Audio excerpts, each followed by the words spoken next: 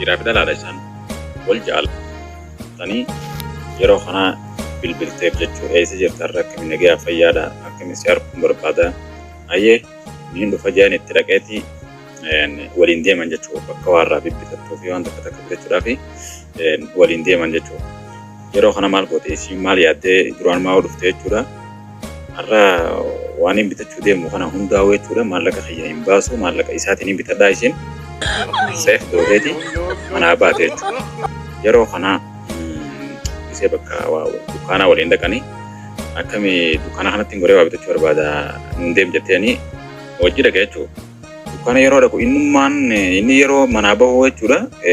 Qophaa'ee manaa bahee jechuudha. Tiyyaan tun waan isin deemtu waan beeku jecha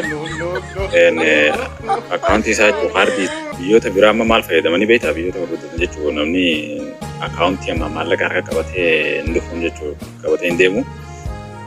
Kaardii qabatee deema jechuudha. Kaardiin tuni maali? Lafeedha isiin kaardiidha. Kaardii jechuun akka amma fakkeenyaaf ni jiraame akkana keessa baasanii jira. Lama qabatee dhufe takka maallaqa qabduu fi takka maallaqa hin qabne jechuudha. Qullaa qophaa'ee deemaaf jechuudha inni kuni.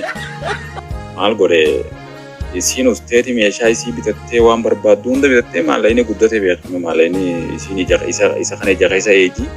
Maali adi yeroo dubbatu maallaqa irraa hin baasu jetti inninis moobila isaatti yeroo fira dabarsuudhaaf moobila isaa laala. Yeroo kana ijaan irraa hin baasu jetti ija keessa eegiisa ni harka isii jechuudha amma.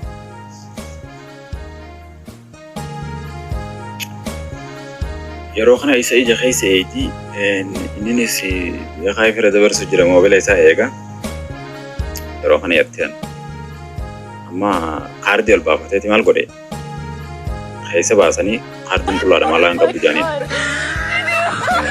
akkaawuntii hanqisee maallaqni hin jiru jaaniini amma asitti deebisan irraa dhaban maallaqa yeroo kana maali ani maallaqa quba qaba maallaqa maal kana keessa baafate jeetti rifatee ifittuu beekaa riifaa beektaa jaan ishee fuula keessa eeguu eegalee beskii sana baafata itti ammoo isin ol baafatte jechuu waan qabdu. Maallaqa isiin duraan har'a isirraa hin baasaa jettee tokko qo'atisanii ol jechuudha. Isii baafteen. Waan isiin duraan yaadde san waan isiin mutate ilaaltanii inni immoo isaa turraa rifa jechuudha kiyyaan. Ni qabaan kaardii maallaqa guutuu qabdu ta'a kophaadha san keessa biraa keessa kaayate. Kiyyaan maal jedhani beektaa?